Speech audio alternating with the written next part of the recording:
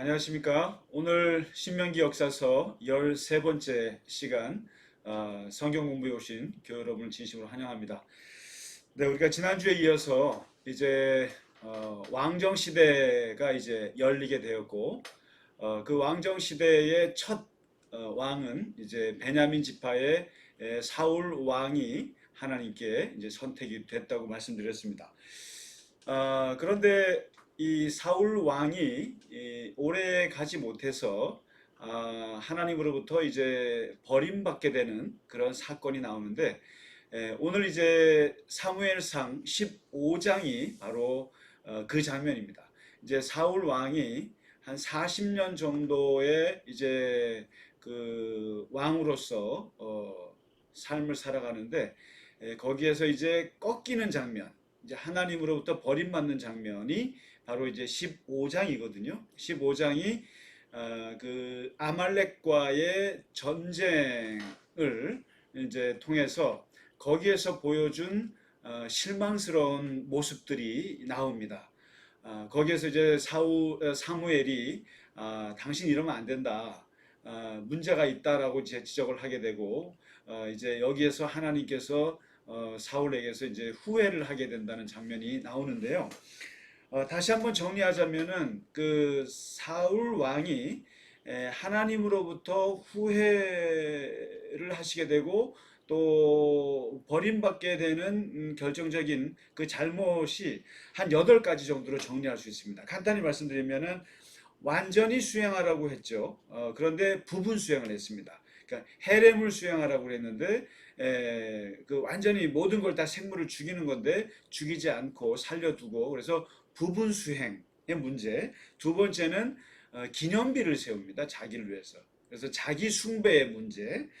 그리고 세 번째는 자기는 이것을 다 했다고 생각하는 자기 착각. 하나님의 명령을 수행했다고 생각하는 착각. 그리고 네 번째는 자기 합리화입니다. 하나님께 제사하려고 내가 이렇게 살려두었다. 자기 합리화죠. 그리고 다섯 번째가 자기 교만입니다. 이것은 사무엘이 지적을 하죠. 당신이 스스로 작게 여길 때 왕이 된 거 아니냐. 근데 지금 와서 왜 당신이 이렇게 당신을 크게 생각하느냐. 기념비까지 세우고. 교만이죠. 여섯 번째가 자기 변명입니다. 나는 여호와의 목소리를 들었다라고 이제 변명을 하죠. 그 다음에 일곱 번째 문제가 포퓰리즘입니다. 이러한 그 잘못된 그 전쟁을 수행하게 된 이유가 바로 백성들이 무서워서 백성들 눈치 보는 것 때문에 생긴 거다라는 거죠. 그래서 이제 포퓰리즘이라고 말할 수 있죠. 그리고 마지막 여덟 번째가 껍데기 신앙입니다. 당신의 하나님, 나의 하나님이 없는 그런 이 8가지의 그런 그 문제들을 그 사무엘상 15장 아말렉 전투 후에 사무엘에게 그 모습을 보입니다. 교만하죠. 자기를 숭배하죠. 백성들을 그 인기에 영합을 하죠. 자기 변명과 자기 합리화와 자기 착각과 껍데기 신앙과 이런 것들이 보여지게 되니까 이제 하나님께서 얘 안 되겠구나.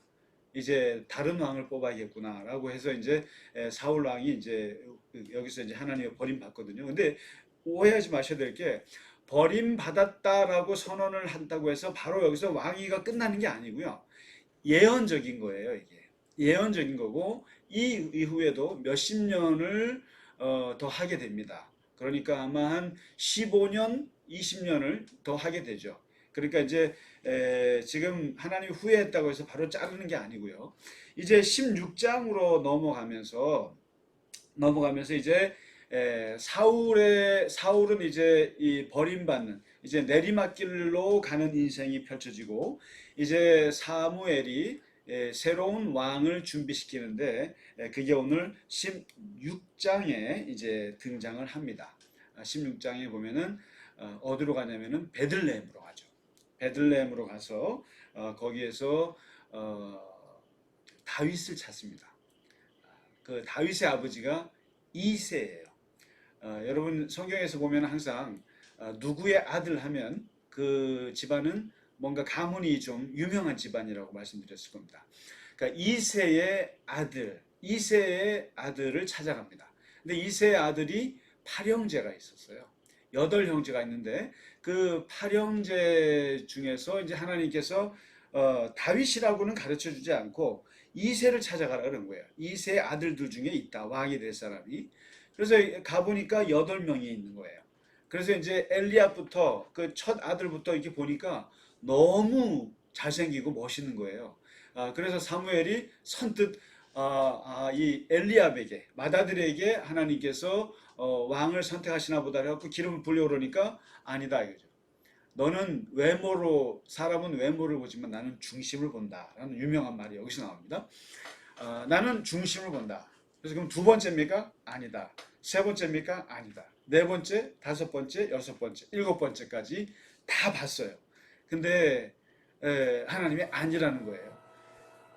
근데 이제 마지막 이제 아들이 없느냐 그랬더니 막내 아들이 하나 있는데 이 막내 아들은 지금 양을 치러 가 있습니다. 하고 이제 그렇게 얘기하는 거예요. 그래서 그 막내 아들을 데리고 와라. 그랬더니 이제 막내 아들이 이제 양을 치고 왔는데 걔가 누구냐면 바로 다윗인 거예요. 막내 아들 다윗을 이제 보더니 하나님께서 얘한테 기름 부으라는 거죠. 그래서 이제 사무엘은 7명의 형들을 다 제치고 막내 아들 다윗에게 기름을 붓게 됩니다. 그러면 이게 다윗이라고 하는 이제 인물이 이제 오늘부터 등장을 하거든요. 역사에 등장을 하는데 여러분 이 다윗이 왜 중요한가? 이것은 더 말할 것도 없이 이스라엘 사람들이 가장 존경하는 왕이 다윗이고요. 그리고 무엇보다도 기독교인들 우리에게 있어서 중요한 이유는 예수님의 조상입니다. 이 다윗이 이제 다윗의 아버지가 이세잖아요. 이세의 아버지가 오벳이에요. 오벳의 아버지가 이제 그 사사기와 사무엘상 중간에 룻기가 있지 않습니까? 룻기에 나오는 그 보아스라는 사람이 나오죠. 그다음에 보아스의 아버지가 또 위가 누구냐면은 여러분 그 여호수아 때 그 정탐꾼으로 갔던 살몬 라합이랑 결혼해가지고 기생 라합이랑 결혼해서 이제 그 보아스를 낳죠. 그래서 그 살몬 위에 또 누구 위에 누구 이렇게 올라가다가 누구가 하냐면은 유다가 나옵니다. 바로 야곱의 12아들 중에 유다가 있죠. 넷째 아들. 그 다음에 그 야곱 위에 이삭이 나오고 이삭 위에 아브라함 이렇게 이어지죠. 그래서 아브라함, 이삭, 야곱, 유다 이렇게 쭉 이어지면서 이세와 다윗과 그 밑에 맨 마지막에 이제 예수님까지 나오는. 그래서 이게 이제 유다 지파 혈통이 나오는 거고요. 그래서 왜 예수님께서 이 베들레헴에서 베들레헴이 중요하냐 하면 바로 이 다윗의 고향이 베들레헴이라 그렇습니다. 그래서 이제 이게 바로 그러한 그 이제 가계 족보가 이제 이루어지는데 이 다윗이 이제 등장을 하게 되고 하나님께서 이 다윗에게 이제 기름을 붓게 됩니다. 이때가 이제 한 나이가 한 15살쯤 됐을 거라고 이제 추측을 하죠. 그런데 이제 16장에 이제 보면은 이 다윗이 이제 집에서 아버지를 도와서 이제 양치기를 한 거예요. 막내 아들. 여러분 옛날 지금은 그렇지 않습니다만은 옛날에는 이 막내라는 게 어떻게 보면 집에서 되게 정말 그 차별을 받죠. 뭐 정말 형들 계라성 같은 형들 7명 있으니까 그러니까 제일 험한 일을 하고 그런 이제 일을 했던 건데 이 다윗이 그 어린 나이에 취직이 됩니다. 취직이 되는데 어디에 취직이 되냐면은 어떻게 보면 첫 직업이죠. 첫 직업인데 일종의 파트타임인데 이 양을 치면서 다윗이 뭐가 있었냐면은 그 수금을 잘 탔습니다. 그러니까 이 음악에 재능이 뛰어났던 것 같아요. 그래서 그 아마 양을 치면서 이제 그 뭐 아마 상상이 되시겠죠. 그 양을 치면서 뭐 나무 밑에 앉아가지고 뭐 이제 수금 타면서 노래하는 그런 게 이제 아마 좀 있었던 것 같아요. 그러면서 이 음악적인 재능, 수금을 타는 자로서 이제 그런 좀 그 재주가 있었던 것 같고 그래서 이제 그랬는데 이게 이제 꽤 재주가 있었던 것 같습니다. 근데 이때 어떤 일이 벌어지면 사울 왕은 하나님의 영이 그를 떠났습니다. 하나님의 영이 그를 떠나서 어떤 일이 벌어지냐면은 약간 돌아버려요, 사람이. 약간 그 신경과민, 뭔가 불안, 강박, 뭐 이런 일종의 이제 오늘 같은 정신병 같은 거죠. 그런 거면서 이제 그 악령이 이제 임합니다. 악령이 임해서 이제 굉장히 머리가 아프고 두통이 오고 이럴 때 이것을 누가 치료해 주냐면은 바로 이 다윗이 치료해 주는 거예요. 뭐로요? 수금으로.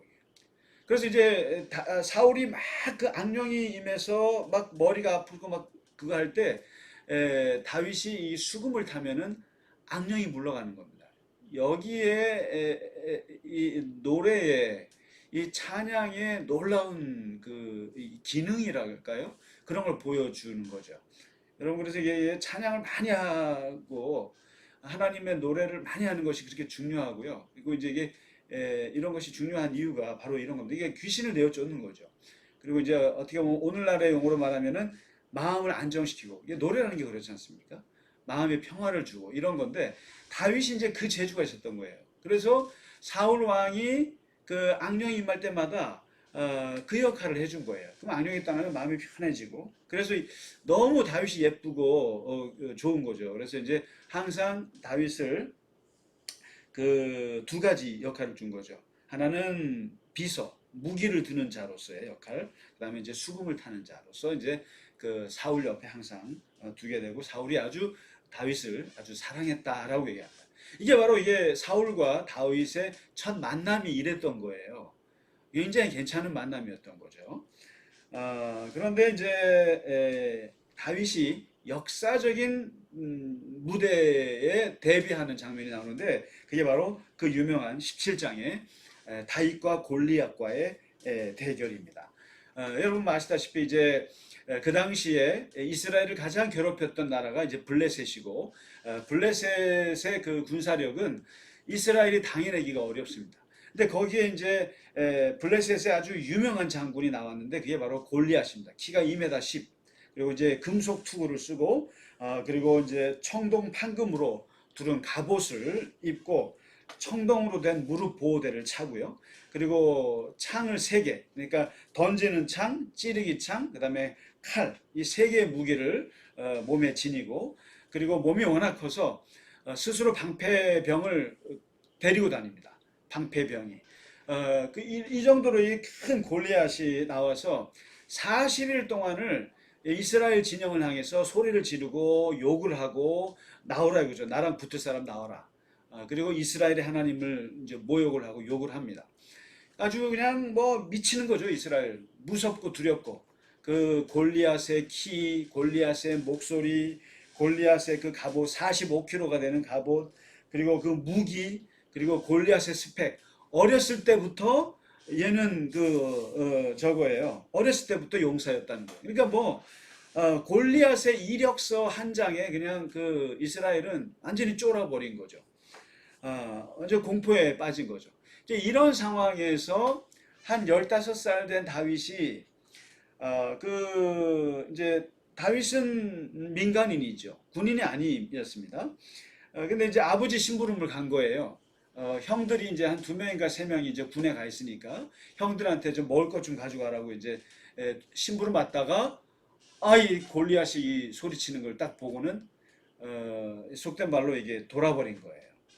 이게 다윗이 이게 뭐가 돈다 그러죠. 들어보니까 이 미친놈인 거예요. 뭐 온갖 하나님을 욕을 하는데 이거 뭐 참을 수가 없어요. 여러분이 전쟁터에서 이게 무기로도 싸우는 거지만 중요한 것이 저거 아닙니까?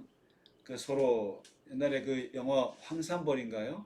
그거 보면은 백제와 신라가 서로가 그냥 욕을 하는데 아주 그냥 아주 욕 잘하는 사람들 나와가지고 이제 서로 소리 지르지 않습니까? 오늘날에 보면은 좀 남북한에 이렇게 뭐 또 대북 방송하고 이런 것들이 이제 서로가 사기를 떨어뜨리는 건데 이 골리앗이 온갖 이스라엘 하나님을 욕을 하니까 그 말을 듣고 다윗이 그냥 완전히 속된 말로 빡친 거예요. 어떻게 이 할례 받지 못한 블레셋 놈이 살아계신 하나님의 군대를 모욕할 수 있느냐? 그러면서 내가 저놈을 죽여버리겠다는 거죠. 나섭니다. 다윗이 나서는데요. 뭐 아시지 않습니까? 이게 말이 안 되잖아요. 그러니까 다윗은 민간인이고 거기다가 청소년인데 이 아이가 나와서 저 블레셋의 가장 강력한 장군과 싸우겠다고 덤비니까 일단은 첫 번째 형들이 말리죠. 말리는 정도가 아니라 욕을 합니다. 미친놈이라고 욕을 하는데 아니라고 내가 죽일 수 있다고. 그래서 결국 이게 이제 하도 고집을 피우니까 사울 왕 앞에 서게 되거든요. 사울 왕이 너 어떻게 싸우려고 그러냐. 그때 이제 얘기를 합니다. 제가 어렸을 때 여마여마 그 양을 치면서 사자와 곰이 나타났을 때마다 제가 다 때려 죽였습니다. 뭐 이런 얘기를 합니다. 근데 하여튼 뭐 이 정말 근자감이라 그러나요? 뭐 자신감이 너무 심하니까 사울이 그래 어차피 뭐 저도 뭐 본전이니까 가라. 그런데 이제 내가 갑옷 줄 테니까 내 갑옷 입고 가라. 그런데 이제 다윗이 입어보더니만 안 맞잖아요. 그러니까 갑옷을 안 입고 그냥 제 걸로 하겠습니다 하고 가거든요. 가서 이제 물맷돌 돌 5개 하고 이제 물매하고 작대기만 딱 들고 이제 가는데 여기서 이제 그 다윗이 여기 골리앗을 이길 수 있었던 그 3가지 요소를 좀 볼 필요가 있습니다. 첫째가 신앙적인 요소가 있습니다. 신앙적인 요소가 있는데 그가 골리앗 앞에 했던 말을 들어보시면 이게 이게 지금 다윗과 골리앗 하면 이게 지금 우리가 모르는 사람이 없을 거예요. 성경을 모르는 사람들 이 다윗과 골리앗은 다 아는데 여기서 다윗이 외쳤던 이 말이 이스라엘 민족의 고백이라고 볼 수 있습니다. 아마 이스라엘 사람들의 고백이죠. 이스라엘은 작은 나라예요. 그리고 이스라엘은 주변에 골리앗 같은 아수르, 골리앗 같은 바벨론, 골리앗 같은 페르시아, 골리앗 같은 헬라, 그다음에 로마, 온갖 그런 제국들 속에서 살았던 민족이거든요. 주변에. 그런데 이 골리앗을 향해서 외쳤던 말이 이스라엘같이 작은 나라가 외치는 고백과 같습니다. 나는 만군의 여호와의 이름으로 이스라엘 군대 이름으로 나아간다. 나는 너를 쳐서 온 땅에 하나님이 계신 것을 알게 하겠다. 세 번째, 여호와의 구원은 창과 칼에 있지 아니함을 내가 알게 하겠다. 그리고 전쟁은 여호와께 속한 것이다. 이게 일종의 다윗의 전쟁 신앙이거든요. 근데 이 전쟁 신앙은 이러한 전쟁 신앙은 이스라엘 민족의 전쟁 신앙입니다. 그러니까 우리는 비록 작지만 우리는 비록 약하지만 전쟁은 하나님께 속해 있고 우리는 전쟁에서 이기는 목적이 하나님이 살아계신 걸 보여주고 싶은 것이고 그리고 우리는 하나님의 이름으로 싸운다. 이게 바로 이스라엘 사람들의 전쟁관인 거죠. 어린 다윗이 이제 그렇게 신앙적인 그런 그 고백을 합니다. 이게 이제 신앙적인 요소가 있고요. 두 번째는 이제 경험적인 요소가 있습니다. 경험적인 요소인데 그건 뭐냐면 실제로 내가 어렸을 때 지금도 그 양을 치면서 곰과 사자가 어린 양을 잡을 때 내가 이 작대기로 가서 그것들을 치고 그 입에서 새끼를 물어냈다. 내가 지금까지 골리앗을 보면서 다른 사람들은 무서울 거 아니에요. 근데 골리앗은 내가 봤던 사자, 내가 봤던 곰과 다를 게 없는 거예요. 나는 비록 작은 몸이지만 나는 사자를 상대했고 나는 곰을 상대했던 사람이기 때문에 골리앗도 똑같은 거예요. 그러니까 경험적으로 봤을 때 무서울 게 없는 거죠. 그런 이 경험적인 자신감 이게 있고요. 그러나 이제 결정적으로 이제 다윗이 골리앗을 이기게 된 것은 군사적인 문제예요. 이것은 아주 아주 군사학적인 문제가 있습니다. 이기게 된 이유가 뭐냐면 전투의 규칙을 틀을 바꿔버린 거예요. 뭐냐면 이 고대에 우리 이제 오늘날에는 이제 군인들이 공군, 해군, 육군, 뭐 특수부대, 해병대 뭐 이렇게 이제 나눠져 있지 않습니까? 근데 옛날에는 병사가 기병이 있고 그다음에 보병이 있고 발사병이 있었어요. 이 특기별로. 근데 기병은 말을 타고 싸우는 거죠. 그 다음에 이제 보병은 그 창을 들고 칼을 들고 이제 걸어가면서 싸우고 발사병은 화살을 쏘거나 또는 이제 투석병들을 말하는 거거든요. 그런데 이 기병과 보병과 이 발사병이 서로가 이게 이제 천적 관계인 거예요. 그러니까 뭐냐면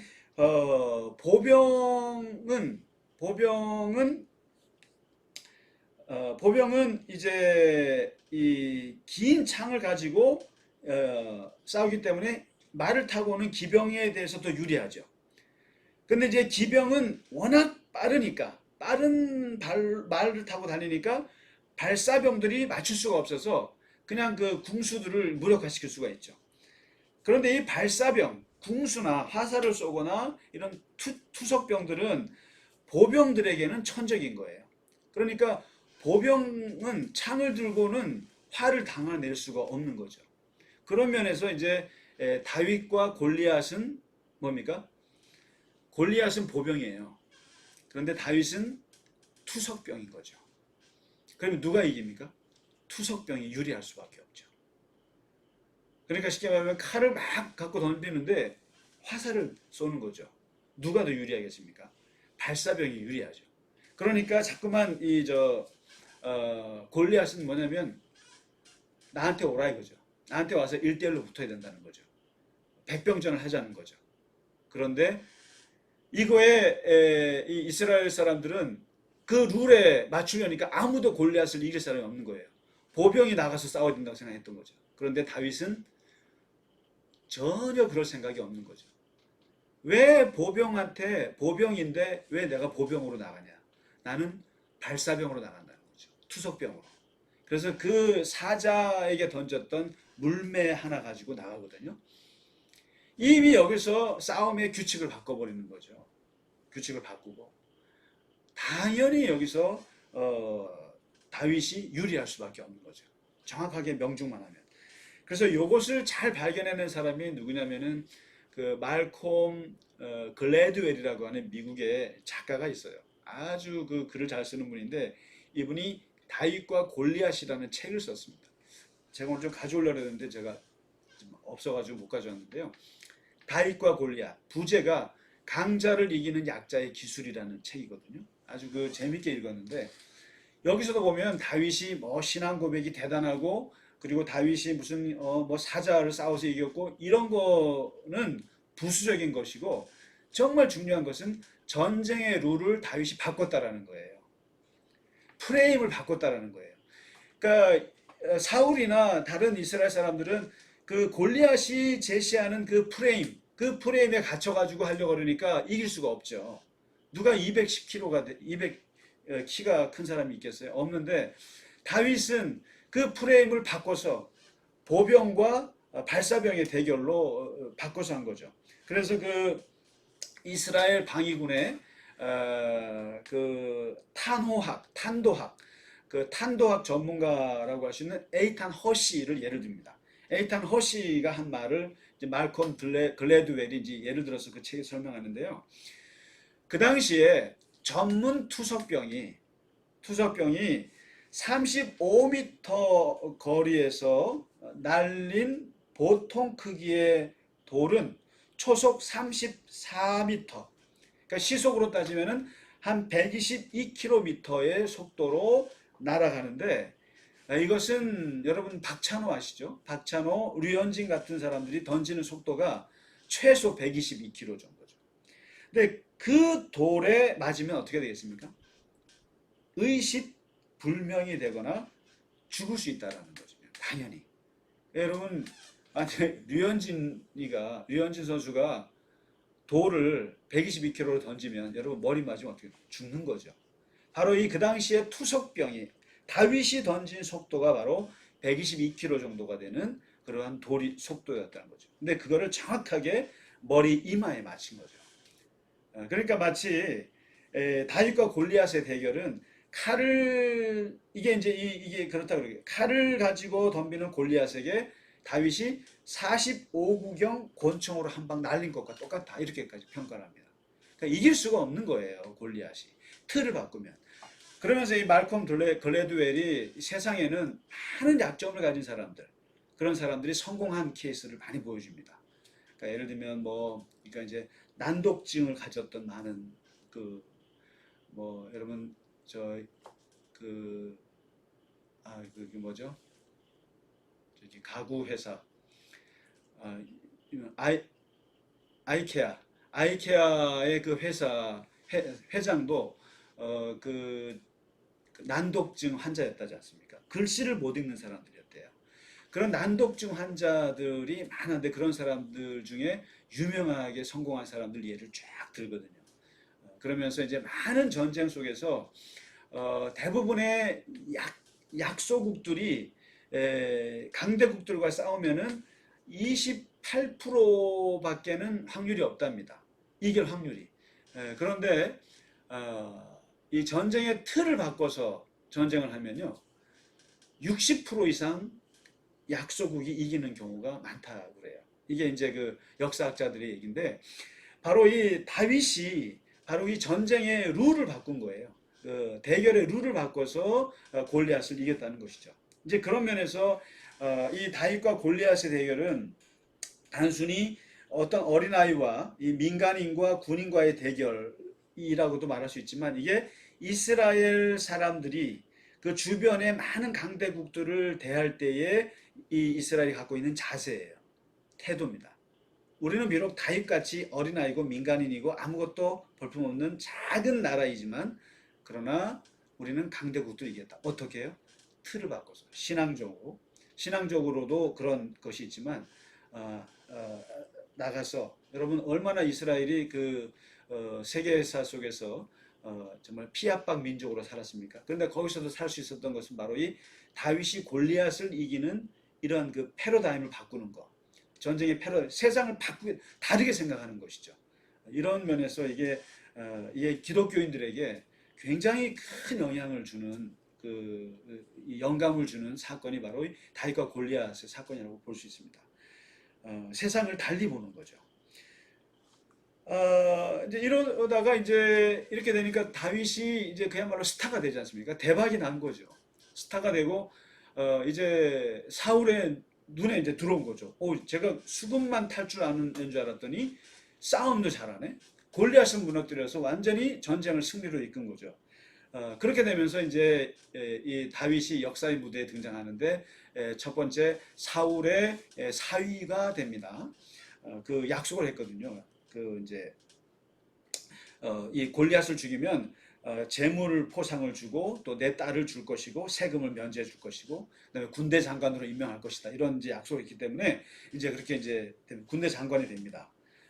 그러면서 이제 사울이 이제 보내는 전쟁터에 나가서 이제 전쟁을 치르게 되고 이러면서 또 사울의 아들 요나단과 또 아주 친구가 됩니다.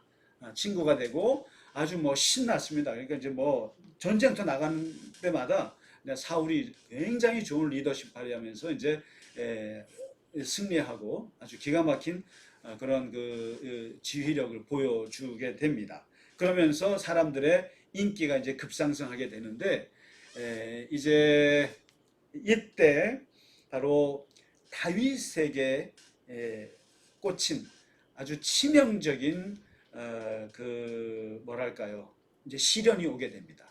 그게 뭐냐면 바로 여러분 이 사람이 참 이게 인기가 많으면 참 위험한 거거든요. 인기가 높아지면 참 위험한 건데 다윗은 다른 마음 없었어요. 그냥 우리의 왕께서 시키는 것들을 충성스럽게 수행해서 왕에게 잘 보이고 싶었고 왕에게 그렇게 잘하고 싶어서 열심히 싸웠어요. 그런데 그 열심히 싸웠던 것이 사람들에게 눈에 보이게 되고 인기가 오르게 되면서 여기에서 이제 여인들의 입방아에 오르게 됩니다. 이게 정말 여러분 조심해야 될 말인데요. 저는 이 말만 보면 뭐냐면 이게 여성들을 절대 뭐라고 하면 안 되는데 이 여성들의 그 말 한마디에 사울과 다윗이 완전히 평생의 적이 되어버리게 됩니다. 이게 둘 사이의 문제가 아니었어요. 바로 이 민중들의 문제였는데 그 군중들의 문제였는데 백성들의 문제였는데 백성들이 뭐라고 하냐면은 사울이 죽인 자는 1000명이고 다윗이 죽이는 자는 10,000,000이다. 사울 천천 다윗 10,000,000 이 노래를 부른 거예요. 이 노래를 만든 거예요. 근데 이 노래가 퍼져간 거죠. 그러면서 이 노래를 절대로 듣지 말아야 될 사람인데 누굽니까? 사울이 듣게 되죠. 사울이 그 노래를 듣는 순간 돌아버립니다. 다윗에게는 10,000,000을 돌리고 나에게는 1000,000을 돌려? 그가 얻을 것이라고는 이 나라 말고 무엇이겠느냐. 이때부터 여러분 권력자는 밑에 사람이 조금만 뭔가 능력을 보이고 사람들에게 인기를 끌면 그는 죽는 겁니다. 그는 죽는 거죠. 그래서 여러분 지난주에 그 제가 주일 설교 때 그 우리가 절대 하지 말아야 될 3가지 말씀을 드렸는데요. 그게 거기에 하나 더 붙여야 되는 거죠. 우리가 이제 첫 번째 오해하지 말고 들어. 그럼 이제 사람이 오해한다는 거죠. 그리고 말 안 하려고 그랬는데 말할게. 이런 말도 좋지 않다 그랬잖아요. 그리고 내가 가족 같아 하는 말인데 이런 말 하지 말자라고 했는데 여기서 또 한 가지 하지 말아야 될 게 사울 천천 다윗 10,000,000.